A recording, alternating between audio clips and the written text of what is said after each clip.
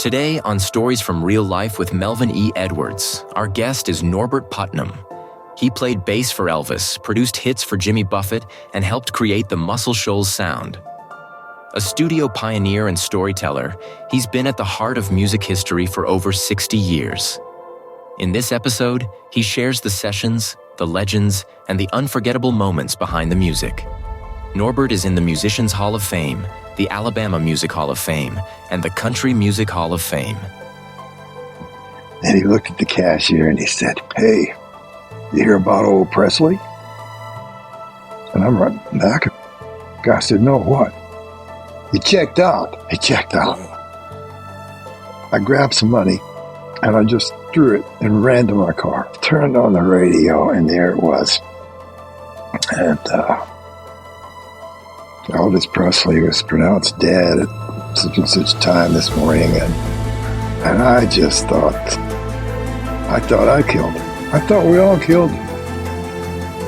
Pull up a chair. It's story time with music legend Norbert Putnam. You are listening to Stories from Real Life, a podcast by engaging storytellers for engaged story listeners. Here's your host, author and journalist, Melvin E. Edwards.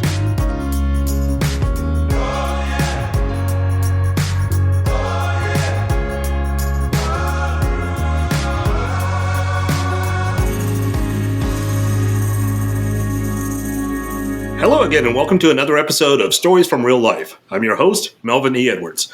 Thanks for joining me for the podcast where personal stories can have a global impact. Our guest today is a music legend, Norbert Putnam, who has worked with notable acts that you may have heard of, generational acts like Elvis Presley, Kris Kristofferson, Joan Baez, Linda Ronstadt, and Jimmy Buffett. Mr. Putnam, I'm honored to have you here today. Well, it's my pleasure. I'm looking forward to this conversation, I can tell you. I'm excited. So you and I met about 2 years ago in Muscle Shoals when we had dinner with you and your wife, Cheryl, and it was me and my wife, Kim, and Rick Hall Jr. and his wife, Cindy. So that was a very fun conversation. Yes. So you grew up in that Muscle Shoals area, and you played bass on some of the first hits that came from the famed recording studio, which was founded by Rick Hall Sr. How did you first meet Rick Hall and Muscle Shoals? Well, some of the boys that played on those first records were in our teenage band. At 16 years old, we had an R&B band, and Jerry Kerrigan, the drummer, his father was our manager and drove the station wagon. Okay, and it was me and David Briggs and Jerry Kerrigan, and all three of us became the rhythm section for Rick Hall. Because about the time all this was happening, a fellow here in Florence, Alabama, named Tom Stafford, who was the manager of the Shoals Theater, he stopped David Briggs and I one night as we were leaving, and I said to David, we didn't do anything, did we? Because he'd thrown us out of there before, and he was one of these guys, you know, with the school tie and the black blazer and the gray trousers, and he said, I hear you boys have the best band in town. Well, we probably did, you know. And he said, I'm starting a publishing company. And right here in Florence, Alabama, we're going to record hit songs, write hit songs. And so we thought he was delusional, of course. But after school, we'd go up there. His father was the pharmacist at the Corner Drug. And he had given Tom some office space upstairs. And Tom had a little studio up there. And after school, we'd go up there and do demos. He said, I want you to play on demos. We didn't even know what demos were, but he was signing people. He would sign anybody who could make a rhyme. The songs were awful, but we were learning to play original parts on an original song. You know, when we did James Brown and Bobby Blue Bland and people like that, I would try to learn the bass line off the records. But now we have to come up with something. And so we became pretty good at that. And the second year, we were now 17, the bellhop from the Sheffield Hotel came up the stairs. He was about 6'2", looked like Harry Belafonte, really handsome guy. And he pulled some lyrics out of his back pocket and said, I'm going to sing for you a cappella because I haven't learned to play an instrument. and his name was Arthur Alexander. And Arthur had a great voice. His lyrics were good, okay? And so David Briggs took him out to the piano, and David would look for the chords Arthur was hearing in his head. And it would take 10, 15 minutes. And then Kerrigan and I and several different guitar players would go out and we'd do a demo. Well, we'd done maybe, I don't know, half a dozen or more demos with Arthur. And Rick Hall came up the steps one day to see Tom Stafford. And he played him Arthur. And Rick Hall said something that never been said before. I will raise some money and build a real studio and produce Arthur Alexander. There were no studios here. Why would you have studios here? No one was coming here to make records, right? All the recordings were done at the radio stations, jingles and things like that.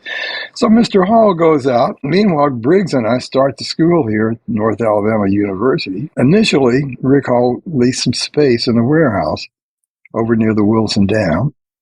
And we went over there. And Rick had 2 mono tape machines, a little 4-channel mixer. He had 3 cheapo mics, but he found a U-47, a Telefunken, down in Birmingham, that he recorded Arthur's voice on. Well, the guitar player stood on guitar crates. They were made out of wood in those days. This is 1961, all right? So the guitar player is playing jing, jing, jing, jing, jing, jing, jing, jing, jing, jing, jing, right? He's standing the other side of Arthur's mic. And it's a U-47. You can open it all the way around, okay? And so, and Rick had walled off a little control room back there out of the kind of stuff you'd find today at Lowe's. And he had a window, and he'd yell at me, "Yeah, turn the bass down, you're too loud." I'd turn it down. "Oh, turn it up some more." And all he had to do was yell. We could hear him. It wasn't soundproof, And so after a while of moving the guitar cases back, the blend was okay. Arthur's voice was louder than the rhythm guitar. There was one mic over Kerrigan's drum kit, and it was a cheapo crystal mic. Might have cost $10. And when he hit the hi-hat, it distorted in the most beautiful way, like that. and Briggs had an upright piano with a dynamic mic stuck down in it.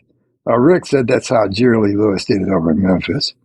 And me and Terry Thompson, we had our amps in a V shape.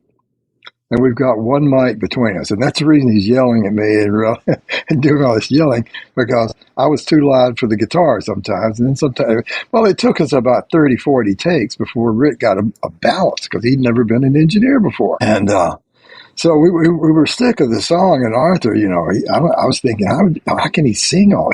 This is 2-3 hours. And then suddenly we started to do the vocals, and he got it pretty quick.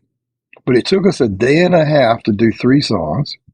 Rick Hall got in his car, went to Nashville, ran the tape around. Everybody said, "This is a pop record." And then the country labels only had promo for country stations, And he bumped into a disc jockey from WSIX. WSIX was a top 40 reporting station. This guy played Dick Clark's playlist from Philadelphia, okay? So I'm not saying there was any payola in those days or anything like that. But this guy said to Rick Hall, he said, "Now, Mr. Hall, I think I can help you make a deal with Dot Records." They were out in Hendersonville. They had a big star, a guy named Pat Boone, who gave Elvis a run for the money. And so Rick said, "Well, go do it," because he didn't have anything else on the horizon. So Noel Ball was this guy's name. Noel makes a deal with Dot Records and comes back to Rick and says, "Well, I want to be co-producer, and I've got a contract for you." And Rick was a desperate man, so he signed it. And we never worked with Arthur again, but the record was zooming up the charts, okay? It made it all the way to the 20s before it slowed down.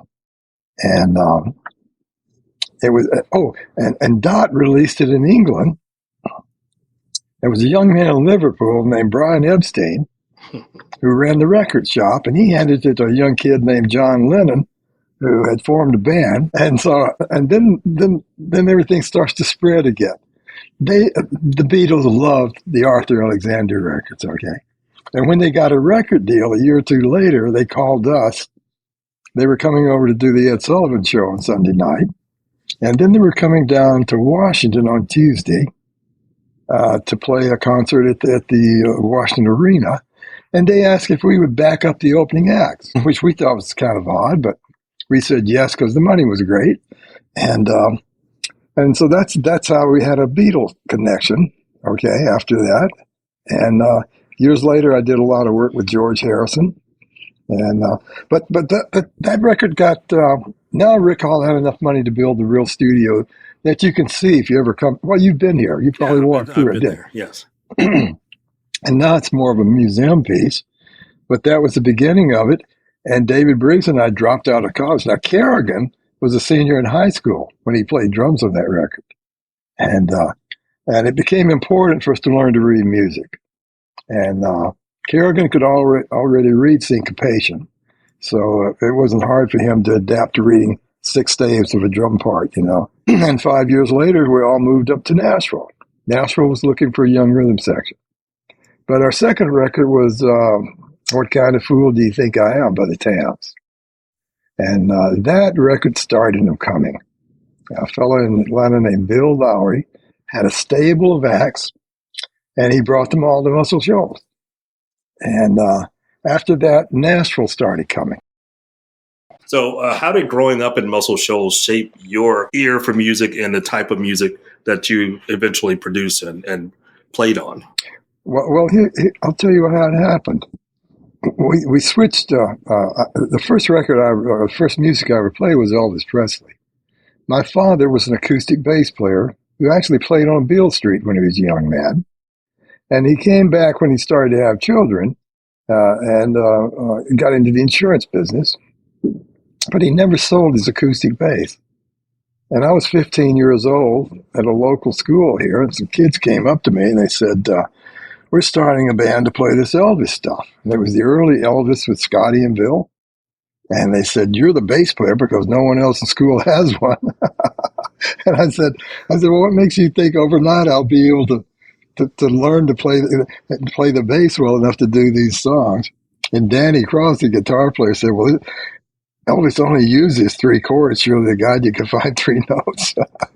And so that's how I began. So I'm learning to go doom, chick, doom, chick, doom. You slap the bass. Had blisters all over my hands. But the second year we met Jerry Kerrigan, and we dropped Elvis and went straight to Ray Charles, Bobby Blue Bland. James Brown was king.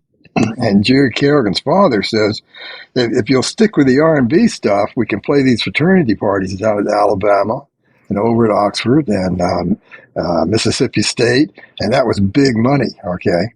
$25 a night for each of us. So on the weekends, 2 nights I could make $50. Well, $50 in those days was unbelievable, right? So we switched over to R&B. Well, first of all, I loved it because the bass lines were good. Hank Ballard and the Midnighters, they had a bass player. I stole so much. I shouldn't say so. I learned so much from him, And of course, James Brown was killer too. And so that was the music we switched to. We also did the New Orleans stuff, Ernie Cadeau, Frogman Henry. What was the girl down there did that song called I Know? Barbara George, was it? Barbara, something like that. So we're doing New Orleans stuff. We're doing Cincinnati stuff. We'd throw in a little every now and then Chuck Berry, But then as we progressed, we got into some of the New York stuff that was happening. Burt Bacharach, Any Day Now, songs like that, And so we were, at that point, when Tom Stafford approaches us, that is our musical background. Now, at the universities, that was the only music the kids danced to. They weren't dancing to Elvis Presley and Pat Boone. It was all R&B music. And it was only natural, I guess, that when we started to record, our first hits were all guys that came from that neighborhood, And after that, one thing led to another. But there wasn't anything socially here that moved us towards that music because when I was 13, 14 years old, I was listening to a lot of Broadway music. I loved Rodgers and Hart and Rodgers and Hammerstein. They were cranking all those big plays out. And later on, that helped me when we got to Nashville, we were playing big band music. Al Hirt would come up from New Orleans, and we'd have a 50-piece orchestra doing the Great American Songbook. And, of course, both Kerrigan and I and Briggs have become good sight readers because there's no rehearsal. You go in there, and the conductor, they hand out the parts, and the conductor goes, "Everybody got the part?" And you go, "Oh, yeah, I think we do." "Okay, gang, 3, 4, bam, you hit it. And if you can play it all the way through with great emotion, you could be a studio musician. If you couldn't, you'd never see that guy again, okay? So that was my life when I got to Nashville. So who are some of your favorite bass players of all time? Well, James Jamerson, okay, Detroit. James was a great jazzer, a great sight reader. When Etta James played Detroit, he was in the pit band or in the group. He could sight read anything, okay? And then young Paul McCartney, who had to play bass, played it in a different way, okay? We had a guy down in Memphis named Tommy Cogbill. Boy, did I steal from Tommy Cogbill. And so I had a whole variety of people I listened to. Nancy Wilson. Nancy had a bass player named Buster Williams. I don't know if you know Buster Williams' work. Mm-mm. But the other thing is I had to play acoustic bass when I got to Nashville. So I had to keep my bass chops up. And I learned to set my bass up the way Buster did in L.A., And so I was listening. After I started playing, it took about a year and a half before all of us made the top 5, okay? All the producers had their top 5 bassists, top 5 drummers, top 5 keyboard, top 25 guitar players, top 5 vocal groups. And all the records were made live. Everything went to 2-track stereo. And so the deal was you didn't want to play any bad notes. So we didn't play any bad notes. Was there ever a particular moment when you realized the world had discovered the Muscle Shoals sound? Well, you have to understand, when we started to make records here, we didn't have a name. We didn't call ourselves the Muscle Shoals Rhythm Section because we were Dan Penn and the Pallbearers sometime. We had a Cadillac hearse we'd go down to university with, okay? But Peter Gurelnik wrote a book about Muscle Shoals, and he called us the Muscle Shoals Rhythm Section. We never called ourselves that. And then 8 years later, Jimmy Johnson and David Hood and the guys in 1967 opened a studio called Muscle Shoals Sound, and they called themselves the Muscle Shoals Rhythm Section. And so there was a little bit of, but I didn't really want to stay down here because we worked non-union pretty much. In order to get people to come here in the beginning, union scale in 1961 was $45 for 3 hours. Well, we worked for 9 hours for $5 an hour and signed for a 3-hour contract. Okay, and that happened a lot in Memphis too. Okay, in little towns it happens a lot. But when we got to Nashville, boy, the scale was up to about $55 or $60 an hour. And we were all playing 3 sessions a day and then 4 sessions a day. And then things got difficult because my wife would wake me at 8 o'clock in the morning. I had a house out near the lake. And she'd have my breakfast downstairs, and I'm in the station wagon at 9 o'clock driving into the city to be at the studio at 9:30 for a 10-to-1 session, a 3-hour session. And I play that, load my instruments back up, go to another studio for 2 to 5, play that, load my stuff up, go to another studio for 6 to 9, and I get home at 10 in the evening. But if Presley came to town, he would begin at 10 in the evening and go to 5 a.m. But I was only 24, 25 years old. You don't have to sleep. You could probably handle that then. Oh, I handled it pretty good. My wife didn't like it, though. And my kids didn't like it. They'd only see me on the weekends. And so, but the scales kept going up and the money kept going up. And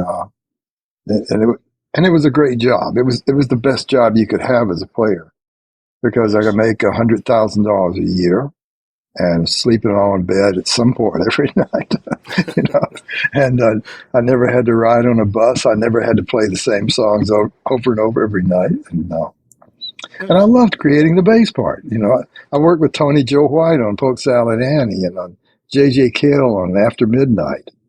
And what you learn to do as a player, and you play so much, you've got great control of your instrument, okay? You always had about 5 minutes. I would sketch the song out in shorthand so that I didn't have to rely on my memory, and I would indicate any syncopation. So I've got a roadmap. Now I can just play something that works. And your first idea is your best idea. You don't have time for a second idea, okay? And that's sort of the way the studio guys were. And it was a great job. It was challenging, but boy, did I get to play with some great players. Speaking of a great musician, let's talk about Elvis for the next couple of questions. So how did you first get connected with Elvis, and what was your impression of him as a musician? Well, he's one of the greatest singers I ever heard. The guy could sing in tune, okay? But he could also learn a song in about 5 minutes. The first week I worked with Elvis, he booked us for 5 nights. The Nashville studios had agreed with the union. They could only book sessions at 10 to 1, 2 to 5, 6 to 9, 10 to 1 a.m. Elvis would book us 6 to 9, 10 to 1 a.m., but we've already played 2 sessions before we get there, right?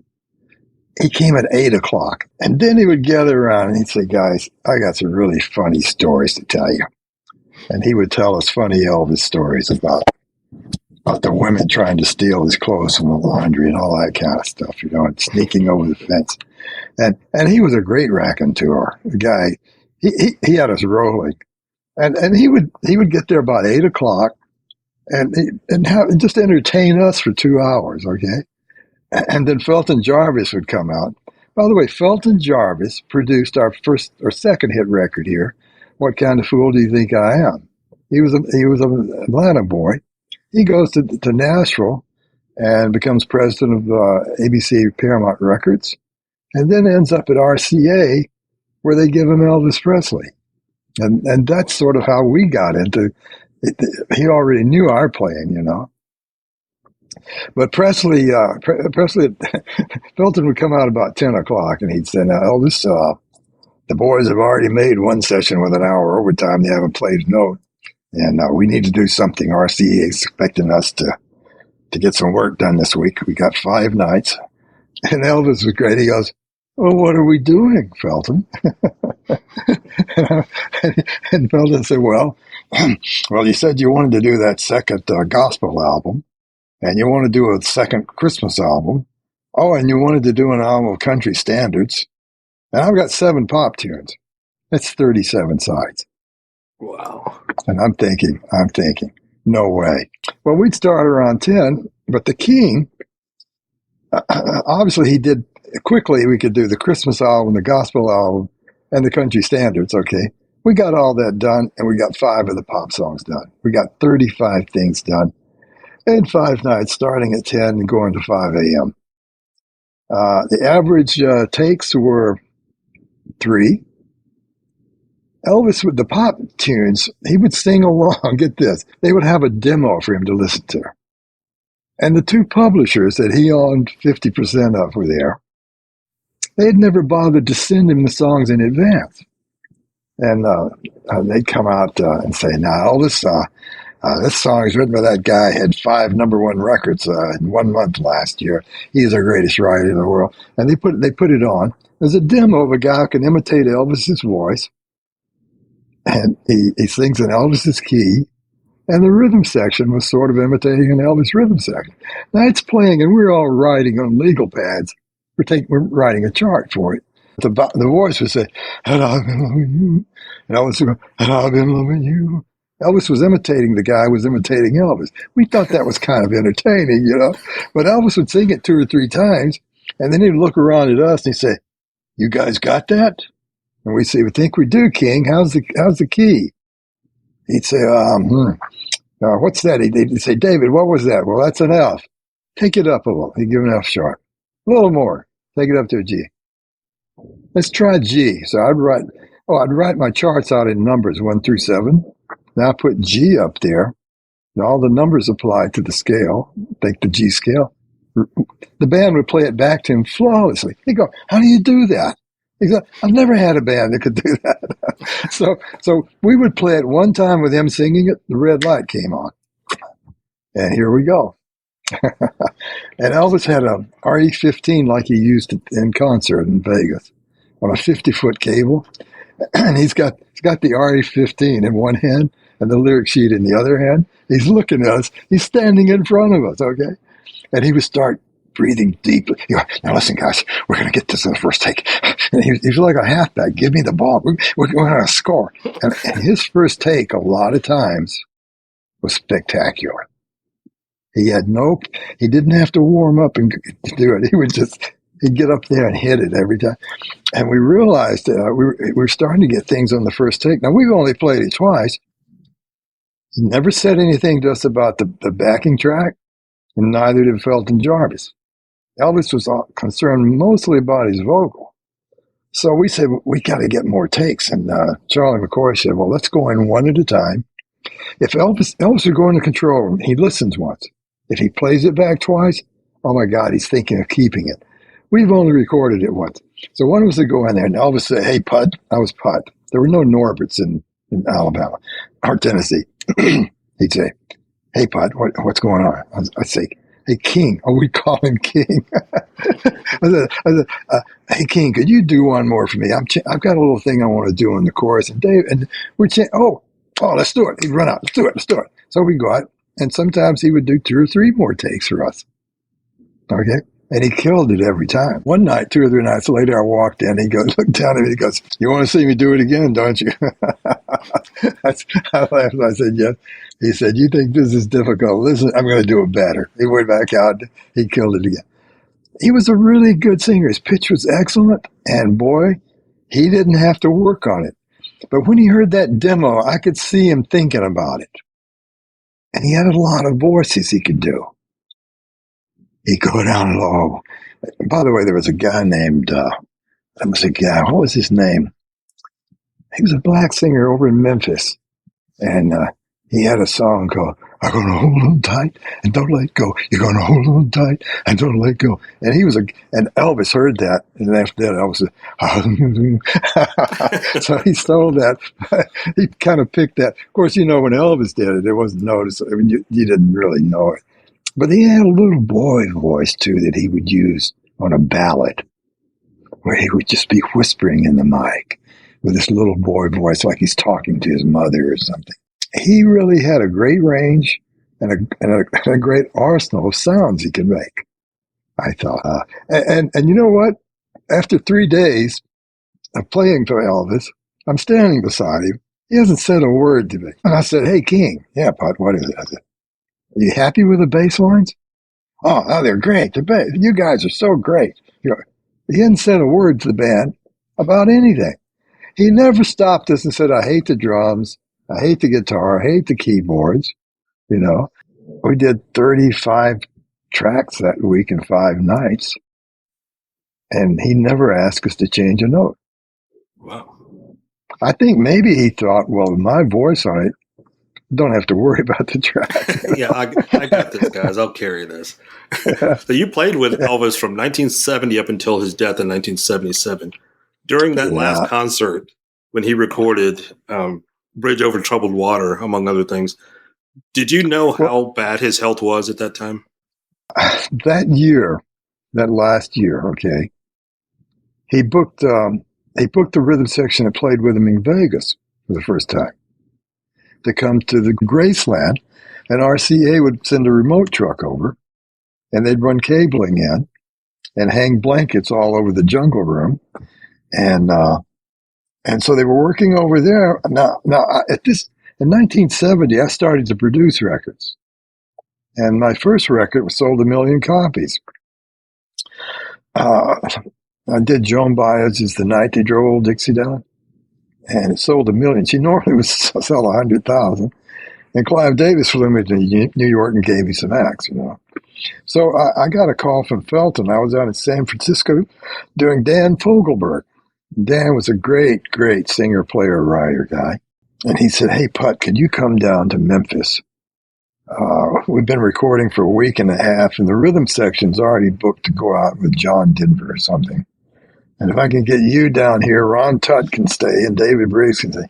And so I went over there. And when he came downstairs, I hardly recognized him. He was so heavy, okay? And his face was puffy, and when I worked with him in 70, that body was flawless. There wasn't an ounce of fat on that body. And if you look at the pictures from those days, the first album was called "That's the Way It Is" or "That's the Way It Was" or something. He was in fantastic shape. But I always thought when Priscilla left him in 73, I got a call. We're going to record at Stax Studios in Memphis. He's not coming to Nashville. And so we booked out Stax and went over there and I think we did 15, 16, 17 songs in like 4 nights. And Elvis, for the first time, came in looking a little puffy. He gained some weight, and he didn't seem to be as sharp as he had been in the past, And but when I saw him, we only got 1 or 2 songs done in 3 nights. One night he didn't come down at all. He wasn't feeling well, And of course, I had Dan Fogelberg waiting for me out in San Francisco. But I think we got 1 or 2 songs done. And then I didn't see him for a while, and I got a call from Felton Jarvis. And I went at my office in Nashville. He said, "Hey, Put, last night Elvis was in concert somewhere, and he decided he wanted to do that old Righteous Brothers song, Unchained Melody. And he went over and pushed Tony Brown off the keyboards, and he played the piano, and he did a great vocal. He made a piano mistake in the chorus, but he sang the right note. And he said, now I've forgotten who the keyboard guy, one of the top guys. If you could come down in the morning, I've got this guy coming to fix the piano part, and he will play the new part listening to Elvis's part for rhythm, okay? And when that's done, I want you to put a bass part on, and then we're going to write the orchestra like he has on stage in Las Vegas. So I went down there the next morning, and the pianist was just completing the piano part. He comes in, he's signing the card, and I'm plugging into the console. They're going to take me directly into the console, which is sort of the best way to do the Fender bass. And so I'm thumping the bass, and the guy's setting the limiter, and I said, so, Elvis, how is the king doing? He said, well, Put, he said, yesterday he had a dozen eggs for breakfast. Wow. A pound of bacon, and 16 banana splits during the day. And I said, my God, I said, so it's just obesity? No, he said, it's worse than that. And I said, well, can't someone do anything? Oh, can't you send him to Barbara Ford or whatever the Ford place and dry him out? Betty Ford. And he said, well, some of the guys tried that, and he fired all of them. And he said, we can't say anything to him. And I noticed that. I had noticed that the 2 or 3 months before, when I went down there for the 2 or 3 nights, that he wasn't looking good. But they put the vocal up, And he killed Unchained Melody, okay? I mean, he sounded like he was 20 years younger. And just for that one moment in time, he was soaring on the high notes, you know?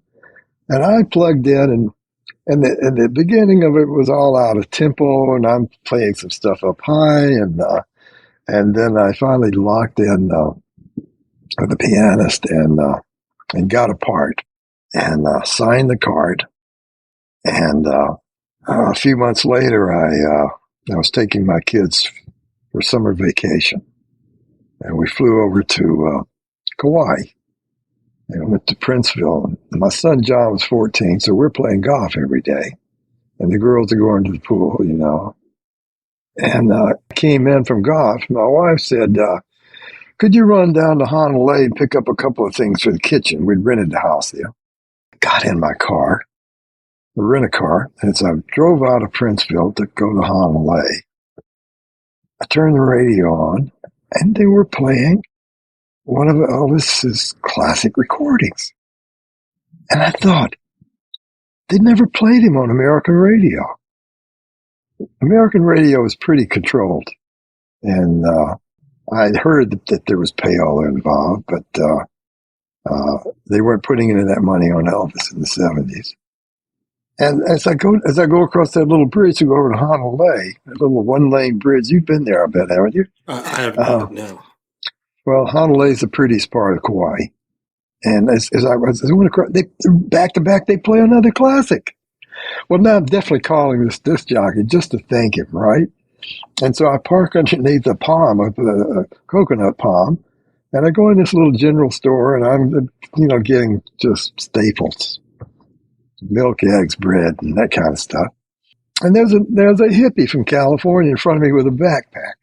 The weather was so good in Kauai that they would climb up in the mountains there, and they would all in the summertime, all the kids are up there with fires going, and he's in front of me, and he gets in front of the cashier, and he's putting his stuff down, and he looked at the cashier, and he said, "Hey, you hear about old Presley?" And I'm right back her. Guy said, "No, what?" "He checked out." He checked out. Oh, I grabbed some money, and I just threw it and ran to my car. Turned on the radio, and there it was. And Elvis Presley was pronounced dead at such and such time this morning, and I just thought I killed him. I thought we all killed him. I thought none of us did a damn thing. Okay? Well, honestly, Colonel Tom knew his condition. He should have protected him. But no one protected the guy, and he was gone like that, just like that, 42 years old. And I sat there and cried like a baby. I still get tears just thinking about it. And I turned on the car, cranked the car. It starts to rain every day at 5:30 on Kauai. And I get the wipers going. And so I'm driving home. And as you know, it gets dark early in Kauai. And I saw a shooting star come across the sky. And I had to pull over. I thought it was him. No, he was special. Also, the only other guy I worked with that had that same sort of aura. I got a call one day to do a television show with Ray Charles. Wow. Oh, God, Ray. Two great, those guys, they had the emotion. Ray had it, Elvis had it.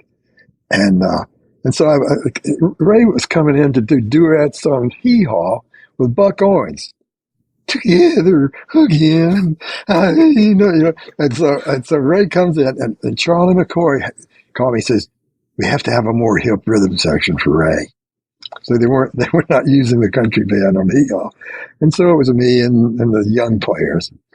And Ray came out before Buck came on, and he said, "You boys know any of my songs?" On almost unison, we said, "We know all of your songs." He said, "Well, after we do this thing with Buck, let's play it a little bit." So Buck comes out and sits there beside him with a microphone, and we did Together Again, and one of those classics, one take. Buck runs off to another set, And Ray says, you boys want to play some of my songs? We said, absolutely. Bet you don't know this one. Well, he started, we fell right in because we played those songs. We were gigging. And Georgia on my mind, we knew all those chords. Well, after the first song, the producer notices what's going on. He starts to roll tape. Ray did 5 or 6 of his classics, and nobody made a mistake, okay? Wow. And Ray got excited and got up and started dancing around. He's bumping into lights and cameras, and we had to stop, okay? But over the years, if they had a show that ran a little short, they would stick one of our Ray Charles pieces into Hee-Haw, you know? And it was lovely. I got checks for that for 20 years. Wow. so I got to play with all my heroes. It never got let's talk about Ray. one. Let's talk about one that I know you enjoyed playing with, Jimmy Buffett. And you're the one who sort of came up with his sound for Margaritaville. So first question before we start talking about the music. Yeah. How many margaritas did you drink with Jimmy Buffett? If I'll answer this honestly, the fan club's going to be very angry with me. Because when I started producing because my first wife left me. She said, we never see you until Saturday, and you're exhausted, okay? And I want to go back to Alabama. She was from a big family in Alabama. She said, all this money, and we don't get to enjoy it. No, well, I couldn't quit. I'm now at the height of my playing career, you know? I said, well, whatever you need, I'll send money, okay? And she had left me. Well, now when I start to produce, the producer gets to choose the schedule, right?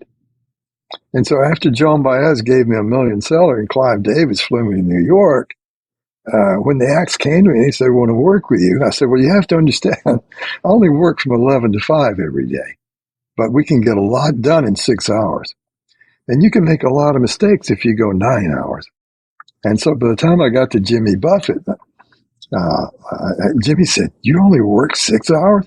Jimmy wanted to work all night. I said, no. I said, first of all, I want to hear your songs. All the songs are about the Caribbean. Sailing and drinking. Rum was involved. And he'd been to a lot of the islands, you know.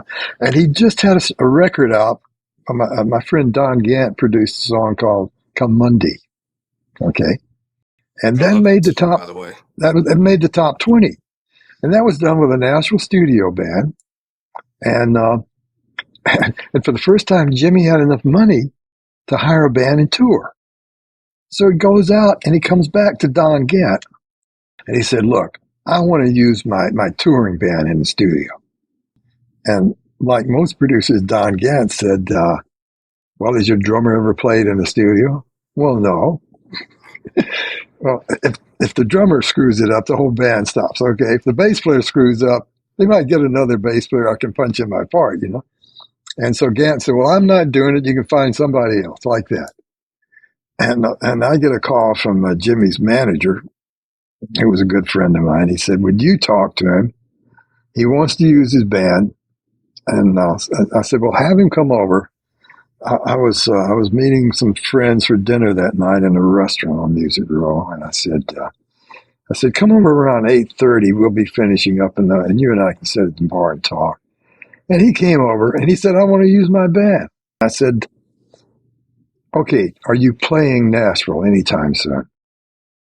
Well, we're playing here next week, he said.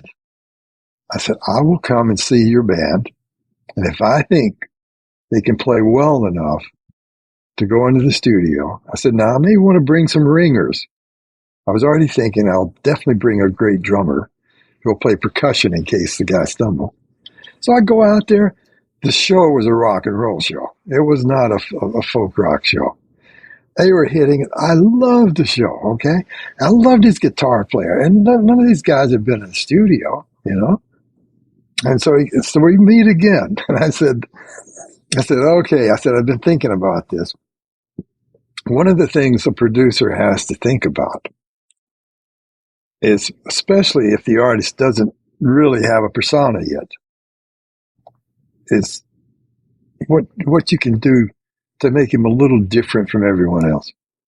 By the way, old Sam Phillips, who went over to Memphis and produced all those acts, he went to school here in Florence, Alabama. He was president of his 10th grade class. And old Sam always said, no matter what endeavor you're going into, whether you're going to open a restaurant or a gas station, if you want to succeed, don't think you can do it like everyone else. You better have a different slant on it. And I'm looking at Buffett, and I'm thinking, your slant may be a connection to the Caribbean and the rum and the sailing. And he's saying he wants to, by the way, I've got a studio now. It's the top studio in Nashville. The second year, Neil Young came in and did Keep Me Searching for Heart of Gold, sold $5 million. Next year, Dobie Gray comes in, does Drift Away. That sells a zillion, right? My studio's booked. So Jimmy comes. I said, look, I love the band, but I want to take you to Miami. Well, I want to work in your studio. I said, well, listen, it's hard for me to get in my studio. Michael Jackson was in there that week, mixing a Jackson 5 out, 13 years old. I said, I want to take you to Miami. Let me tell you why. I want to connect you with the Caribbean. And he had said to me, he just bought a used sailboat, a Troy Lee Ketch. And he said, well, maybe that'd be pretty good. I could bring my boat over there. I said, great, because I only work 11 to 5. And you can bring your band. I'll rent a big house on the bay. There was a couple of really bright young girls down there who started a thing called Home at Last. And they had all these big houses that all the oligarchs around the world owned. And I called them up. I said, I'm going to have 20 people staying there. She said, well, we got 8 bedrooms, but they could have sleeping bags in the hall. And there is a chef and there's a maid. And so that's how we went down there. Jimmy moved his sailboat over. And Jimmy and I are staying in a hotel, along with the engineer I brought. And I said, here's the deal. We will be at Criteria Studios every morning at 11 o'clock, ready to play. I brought in a percussionist from Nashville named Kenny Buttrey, who is actually the greatest drummer in Nashville, who could play percussion. He was on Simon & Garfunkel records like The Boxer and stuff like that. And I said, Kenny will play congos and shakers as long as your guy's cutting it. Okay. Oh, by the way, I'm bringing a guitar player from New York, Teddy Irwin. Teddy Irwin could do anything. He could play all the guitars, all the electrics. He played with Doc Severance's band in Las Vegas, and people like that. Oh, and Mike Utley from California came in Jimmy already had a blind keyboard player who was great, but Utley was a genius at licks. Well, Jimmy had rehearsed his band, except for the 3 guys, right? And we get down there, and we've got 10 songs to do. And we're getting 2 songs every day. I'm letting the guys take their time. And so we go in at 11. By 11:15, band's playing. And his band's playing great. His drummer's playing great. I love the bass player, okay, who then stays for all the records. And so Jimmy and I at 5 o'clock, we'd have to rent a car. We had a little Chrysler convertible. We put the top down. We'd take a cassette, and we would go down to Coconut Grove Marina. We'd crank up the diesel on the Troy Lee, back her out, diesel out, pull her into the wind, and go downstairs was a cassette player. And of course, we'd get a couple of Budweisers, and we'd go down there and crank it up and pull her into the wind. And we started to notice the rhythm of the bow coming crashing down as she'd rise up, you know. And Jimmy and I would smile, and he goes, man, I think if it sounds good on a sailboat, if it sounds good, that's going to be what we need to do. And of course, we were drinking a little beer there, and I said, capital idea. and that became sort of a mantra. And 2 or 3 nights, it was a morning, 2 or 3 mornings, we're having breakfast. And he says, I'm working on another song. And I said, well, you think you'll have it finished? I'm working on the last verse, but I'll try to get it done. I said, what's it called? You got a title for it? Yeah, it's about a night in Key West when I set in with the band. I've been out surfing, and I was just in my shorts and some flip-flops, and And coming home, I had a little too much to drink, and I stepped on a beer can and cut my foot. I'm looking at him. The next morning, I'm up and I got some shrimp boiling out on the patio, and I'm trying to find the salt. I'm making them. I think I'm going to call it Margaritaville, which will be my name for Key West, a place in Key West. And I said, well, I hope you get it finished. But I hated the title Margaritaville. I'll tell you why. Motown Studio was called Hitsville. By the way, I played for Henry Mancini, great film composer. He wrote a ballad for, Breakfast at Tiffany's. You remember? He wrote a ballad called Dreamsville. And I thought, well, that's cliche. Everything's Ville these days, And I remember thinking to myself, I hope he doesn't finish that one. He finished it.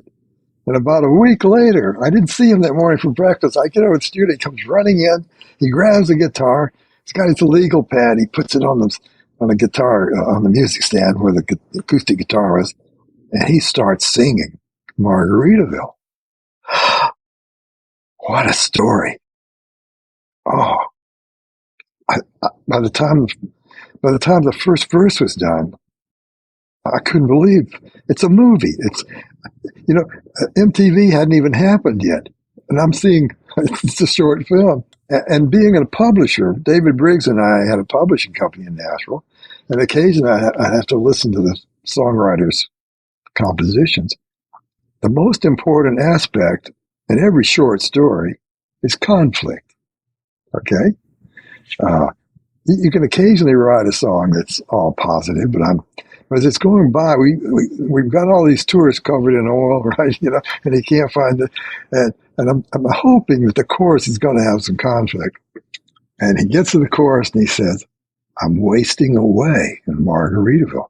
Oh, that's a good start. Searching for my lost shaker of salt. And then he goes on and says, some people claim there's a woman to blame, but I know it's my own damn fault. Great, we've got conflict, we got a new story. And there was actually a process. That's what I love so much about that song. It started out being her fault, and then he said, well, maybe it's my fault. And then by the end, he was admitting that it was his fault. Well, that last line, we changed it because there was some profanity in it. I've forgotten what he said. It's maybe a yada smile and yada yada fault, And we had to change that line. And we did that when we mixed. That was the only everything I did with Buffett, I did live because his first 2 or 3 takes, he's going to hit it. He hit it with motion, okay, and it would get worse. And so I loved it. We were getting everything in 2 or 3 takes, but now we got a new song, and so now the band is about to play the new song, and the drummer. We ran it down twice, and the drums are not happening. And I thought, oh, God, I'm going to have to fire the drummer. And so I said, Buffett, can you come out in the hall? So we go out in the hall. I said, Kenny Buttrey's playing percussion. I'd like to put Buttrey on the drum kit. He will know what to do. And I said, would you break it to John? I think John was his name. And Jimmy says, he opens the door and says, John, get your ass out here. And he grabbed John, hit him by the neck. He goes, you're trying to ruin my career. I wished I'd said something to John, right? But Butchie got on the drum kit, and the second take was it, okay? And now we had our hit single. And, it was turned into $1 billion industry, that one Margaritaville restaurant. And all of those, the licks, the piano and clavinet stuff in the intro, Michael Utley. Michael then comes back with me to Nashville, and Michael and I wrote all the orchestration. We had a percussionist, a professional percussionist that came in and did all the steel drums, murmurs, and all that stuff. And then we had a string section with some. Oh, I wanted to have wooden flutes. I wanted the natives down there made recorder type flutes, as well as steel drums.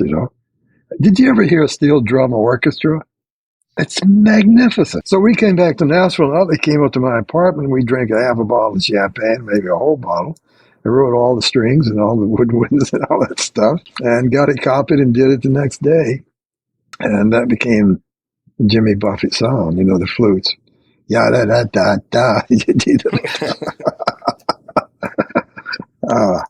And Jimmy and I, we went. So I did his next 6 albums, I guess, before we sort of lost our rabbit's foot. And Jimmy got, and it's hard to keep coming up with it. And so we sort of played out after 6 years. But I have to tell you, the catalog has been the greatest of all the things I made. It's Jimmy. Of course, Jimmy was kind enough to go out and work every summer, and he becomes one of the biggest concert artists. Matter of fact, I was building a studio in Memphis, and I asked the guy there around 2000, a promoter. I said, "I noticed you never have Buffett in here." He said, "Well, you want to know why? He's got he demands $1 million guarantee, and all of the gate." And he gives us a piece of T-shirt sales. That's all he pays us. I can get Elton John for $600,000. I can get. He named all the people he could get.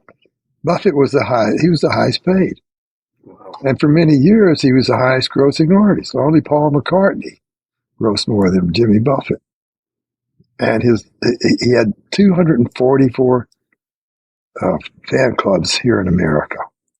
Nobody had more than that, So thank you, dear God, for Jimmy Buffett. When he died last year, it really, I shed a few tears for that, I can imagine. So, of He all was a the good artists guy. you worked with, who were your favorites? Well, first of all, young Dan Fogelberg. Clive flew me up to New York after I did the night that drove Old Dixie Down. And he said, "Norbert, I want you to produce all the folkies on CBS."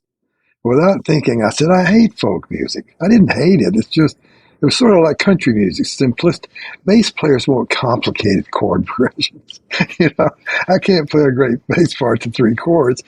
And Clive said, "Well, now look," he goes, "you just sold 1 million copies with an artist that never sells more than 100,000. And you must know something." I said, "Well, I can do it." I said, "But I grew up in Muscle Shoals. It was black singers with horns." Clyde said, "I hate to tell you this, I just signed Tom Bell and Gamble and Huff." Well, that shot that out of the sky. I'm not going to beat those guys, right? He said, "I'll tell you what, I got this kid named Fogelberg. He's 19 years old from Peoria. And he slid a tape across, those little 7-inch tapes we had in those days. I got this other kid named Eric Anderson. He's sort of the next Dylan type. Norbert, if you will take these things and just do a good job for me, I will make you a very, very, very wealthy young man." And I said, "I'll think about that, Clive." That last beer, he might have gotten me, But I came home and I put Dan Fogelberg on. He had gone into a little studio in Peoria and played everything in the band. Only the drums were a bit lacking, but his harmony parts were killer. And the lyrics were grown-up lyrics. And it took a while to get him going, but by 10 years later, we were selling out 15,000-seat arenas. Our last 2 albums, one was called Phoenix and one was called Netherlands, were just spectacular records I'm really proud of. And of course, at this point in time, my phone is ringing to do everybody in the world, And I was doing about 9 or 10 albums a year. And at the end of it, I was about ready to retire. And for the last 35 years, my wife and I have been restoring antebellum Victorian houses around Tennessee, Mississippi, Alabama. And occasionally someone will call me to play a bass part. They were doing the Muscle Shoals story. You might have seen the film about Muscle Shoals. I did, yes. Well, the original rhythm section, we were called in. And when we said to them that, they said, "Well, what was it like to work with Rick Hall?" And we said, "Well, we were all learning together. Rick had never engineered, and he would need 30, 40 takes. and we may have needed 30 or 40 takes sometime. And And they cut all of that out because they were going to make Rick look like he was the genius who told us what to do. He never said a thing to us other than, "Can you do anything else?" And we would say, "Well, Rick, can you think of a record with a rhythm section style?" And I remember on Arthur's record, "You Better Move On," he said, "Can you make it like the Drifters?" Right? And so I go, doom, doom, doom, doom, boom, doom, doom, doom, doom. Right? And so Kerrigan and I just lift that off up on the roof or something, right? and with a jing, jing, jing, jing going on with the guitars, that became our first hit record. And but I have to tell you, Rick Hall, he really was beginning from the top like we were. Okay, he became a good engineer, really good. He had great ears, and we got picked up by the Nashville guys. They heard the stuff we were doing, and this shows you how smart the city fathers were in Nashville. They were looking for a young group of guys to come along to work with the young artists. Young artists don't want to work with 40-year-old men. And so we stepped right into that role. And so we had a really good run there. But Nashville, by the time I hit I'm doing 600 record dates a year after 5 years. And I mean, some weeks we would do 20, 22 sessions. Linda Ronstadt, you mentioned her. We had her album finished, and I was the leader on it and the arranger. And I got a call from Elliot Mays, the producer, and he said, "Linda's found another song. It's better than anything we have. Can you get the band on Saturday?" The wives wouldn't let them work on Saturdays. They would threaten them like my wife did, right? And so I said, "Is it a ballad?" "It's a ballad." Well, I went over and heard the song. I said, "Okay, I can probably get Pete Wade." Pete was a great rhythm guitar player. Well, a great everything. But he lived near me out in Hermitage in an old 1820 house. And on Saturday mornings, he'd get his riding lawnmower out. I called Pete and I said, "Hey, Pete, could you come in for 1 hour tomorrow morning? I'll pay you double scale. We'd do one song, then you could be back to cutting your lawn." And so he came into Woodland Studios, and it was just me and Pete and Linda. And I set my bass out. We were seated side by side in some metal chairs. He's playing a rhythm guitar, and they've got a mic on my Ampeg B15. We're not wearing phones, but I get my amp right at the same level as his guitar. And Linda's standing 10 feet in front of us looking at us. And we began. And we knocked out Long, Long Time, which became our first hit. It was in a big movie last year, matter of fact. And I'm the arranger. So she does it in 2 takes, right? She kills it. So I ran out and put the harpsichord on it, and the steel player put his fuzz tone and did the cello. And they were mixing it an hour later, okay? Wow. And I'm not really a keyboard player, but I could play that part, you know. And that was how Linda got her first hit record. The question that I always end every episode with, and it's a very general question, what one piece of advice would you like to leave with the listeners on any topic? Well, I'll go back to any players, okay? It would be your first idea is your best idea.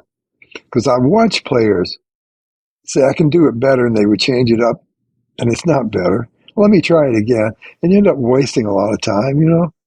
And I think that's true if you're writing a book or if you're about to invent a part in it. It's part of a record, you know?